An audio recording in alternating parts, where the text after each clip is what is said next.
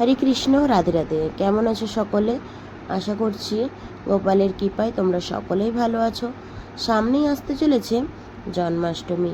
তো কেউ কেউ ভাবছে গোপাল সেবা করব, কিন্তু মনে অনেক দ্বিধা যে কিভাবে করব, আমরা তো নতুন, সেবা কিভাবে করব। আজকে থাকবে সেই বিষয়ে ভিডিও। তো সম্পূর্ণ ভিডিওটি দেখার অনুরোধ রইল। আশা করছি একটু হলেও আপনাদের এটা হেল্প হবে। যারা নতুন গোপাল সেবা করবে ভাবছো বা নতুন নতুন শুরু করছো, তারা যখনই গোপাল সোনাকে তোমরা বাড়িতে নিয়ে আসবে, তখন তোমরা প্রথম থেকেই ঠিক করে নেবে যে তোমরা গোপালকে কতবার সেবা দিতে চাও। সেটা কিন্তু অবশ্যই প্রথমে নির্ধারিত করে নিতে হবে যে আমি গোপালকে একবার সেবা দেব, দুইবার সেবা দেব, তিনবার, চারবার, সর্বোত্তম চারবার দেওয়া হয়ে থাকে, এর বেশি দেওয়া হয় না। কেউ একবার, দুবার, তিনবার, চারবার অবধি দেওয়া হয়ে থাকে। এবার তোমরা যে প্রথম থেকেই যেই সেবাটা শুরু করবে সেটাই কিন্তু করতে হবে। এমনটা নয় যে আজকে আমি এখন কিছুদিন প্রথম করলাম, দুইবার করে সেবা দিলাম, তারপর থেকে একবার সেবা দিলাম, এটা কিন্তু ভুলেও করা চলবে না। তাই জন্য তোমরা প্রথমেই নির্ধারিত করে নেবে তোমাদের সামর্থ্য অনুযায়ী তোমরা কতবার সেবা দিতে পারবে। তোমরা প্রথম থেকে যদি একবার সেবা দাও তাহলে একবারই সেবা দেবে, দুবার দিলে দুবার, তিনবার দিলে তিনবার, চারবার দিলে চারবার। এটা কিন্তু নির্ধারিত করে নিতে হবে। এরপরে যে বিষয়টি হলো সেটি, তোমরা যখন প্রথমবার গোপালকে বাড়িতে নিয়ে আসবে, তার আসনে অধিষ্ঠান করানোর আগে তোমরা নিজেরা পঞ্চামৃত দিয়ে অভিষেক করে অধিষ্ঠান করাতে পারো। আবার চাইলে তোমরা প্রাণ প্রতিষ্ঠাও করাতে পারো। যদি তোমরা প্রাণ প্রতিষ্ঠা করাতে চাও তাহলে কিন্তু ব্রাহ্মণ দ্বারাও করাতে পারো এবং নিজেও করাতে পারো।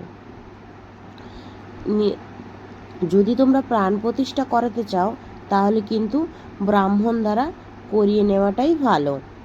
এবং তোমরা যখন নিজে যদি গোপালের প্রাণ প্রতিষ্ঠা না করে পুজো করো তাহলে কিন্তু বাড়িতেই পঞ্চামৃত দিয়ে স্নান করিয়ে, গঙ্গা জল দিয়ে স্নান করিয়ে তোমরা শুদ্ধ বস্ত্র পরিয়ে অধিষ্ঠান করাতে পারো।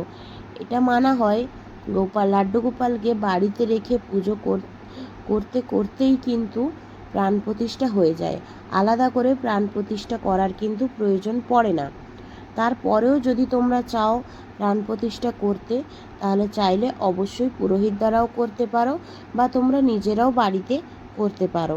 5 রকম ফল দিয়ে, শস্য দিয়ে 5 দিন রেখে তোমরা করতে পারো, নয়তো পুরোহিত দ্বারা। তোমরা চাইলে নিজেরা করাতে পারবো, ব্রাহ্মণ দ্বারা করিয়ে নিয়ে গোপালের সিংহাসনে অধিষ্ঠান করবে। অধিষ্ঠান করার পরে নিজ সামর্থ্য মতো গোপালকে ভোগ নিবেদন করবে এবং গোপালের প্রত্যেকটি ভোগের থালায়, স্নানের জলে, প্রত্যেকটি ক্ষেত্রে কিন্তু তুলসী পাতা অবশ্যই অর্পণ করতে হয়।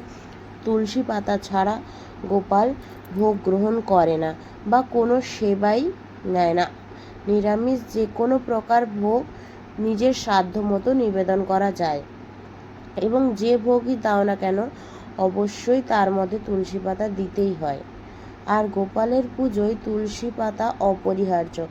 তুলসী পাতা ছাড়া গোপালের পুজো অসম্পূর্ণ। যখনই গোপালকে পুজো দেবে তখনই তার চরণে চন্দন সহযোগে তুলসীপত্র অর্পণ করবে এবং তার ভোগে তুলসী পাতা অর্পণ করবে। যখন গোপালকে স্নান করবে সেই স্নানের জলেও কিন্তু তুলসী পাতা দেবে। গোপালের সব কিছুতেই কিন্তু তুলসী পাতার প্রয়োজন হয়। তুলসী পাতা ছাড়া গোপালের সেবা অসম্পূর্ণ। আর যখনই গোপালকে স্নান করাবে তখনই ভালো করে পুছে শুদ্ধ ড্রেস পরাবে, ধোয়া ড্রেস পরাবে, তারপরে শৃঙ্গার করাবে, তারপরে অবশ্যই আয়না দর্শন করাবে। যতবার স্নান করিয়ে শৃঙ্গার করাবে ততবার গোপালকে আয়না দর্শন করাবে। শৃঙ্গার করানোর পরে আয়না দর্শন কিন্তু করাতে হয়। নিরামিষ খাওয়ার, যে কোনো প্রকার শুকনো খাওয়ার নিজের হাতে তৈরি করেও কিছু দিতে পারো। এইভাবে তোমরা যতবার খুশি গোপালকে সেবা দিতে পারো। সবচাইতে বেশি 4 বার দেওয়া হয়, 4 বারের বেশি আর দেওয়া হয় না। তো তোমরা প্রথম থেকে যেই সেবাটা শুরু করবে সেটাই কিন্তু দেবে। আর সেবা দেওয়ার সময় ধূপ এবং প্রদীপ জ্বালিয়ে নেবে। অবশ্যই ধূপ প্রদীপ দিয়ে ভোগ নিবেদন করার পরে ধূপ প্রদীপ দেখাবে। এইভাবে সারাদিন সেবা করার পর রাত্রে সেবা দেওয়ার পর গোপালকে শয়ন দেবে। শয়নের জন্য আমি এর আগেই একটা ভিডিও দিয়েছি, নতুন গোপাল আনলে সঙ্গে কী কী আনতে হয়, আমার চ্যানেলেই আছে, তোমরা চাইলে দেখে নিতে পারো। সেরকম রাত্রে গোপালকে শোয়ানোর জন্য সেরকম ব্যবস্থা করবে এবং গোপালকে যেই ড্রেসটা পরাও সেই ড্রেসটা সারাদিন গোপাল যেই ড্রেসটা পরে থাকে সেটা ছাড়িয়ে দিয়ে রাতের জন্য একটা হালকা পাতলা সুতির ড্রেস পরাবে এবং গোপালকে আলতো হাতে আদর করে, যেরকম একটি ছোট বাচ্চাকে ঘুম পাড়ানো হয় সেরকম সুন্দরভাবে আলতো হাতে আদর করে করে গোপালকে ঘুম পাড়াবে এবং শয়ন দেবে। এবং শয়ন দেওয়ার আগে গোপালের বিছানা ভালো করে পরিষ্কার করবে, গুছিয়ে সুন্দরভাবে গোপালকে আদর করে শয়ন দেবে, গায়ে মাথায় হাত বুলিয়ে, যেমন কি ছোটো বাচ্চাকে ঘুম পাড়ানো হয়। এবং গোপালের দুপাশে দুটো কোলবালিশ দেবে, যাতে গোপাল একটু আরামে ঘুমাতে পারে বা শয়ন নিতে পারে, শয়ন সেবা নিতে পারে, সেটা অবশ্যই খেয়াল রাখবে।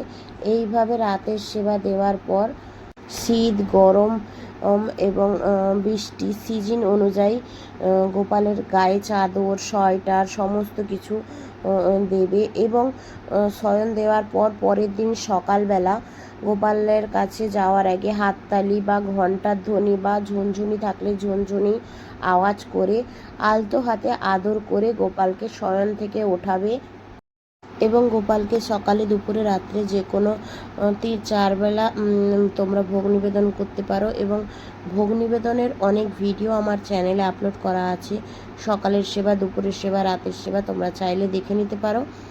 এবং তোমরা নিরামিষ শুকনো খাবার বিস্কিট তোমরা তোমাদের সামর্থ্য মতো গোপালকে নিবেদন করতে পারো। গোপাল যেহেতু ছোট, তার আশেপাশে খেলনা দেওয়ার চেষ্টা করো, তার সাথে কথা বলো। আমরা যেরকম একটা ছোট বাচ্চার সাথে সময় কাটাই, তার সাথেও সেইভাবে সময় কাটিও।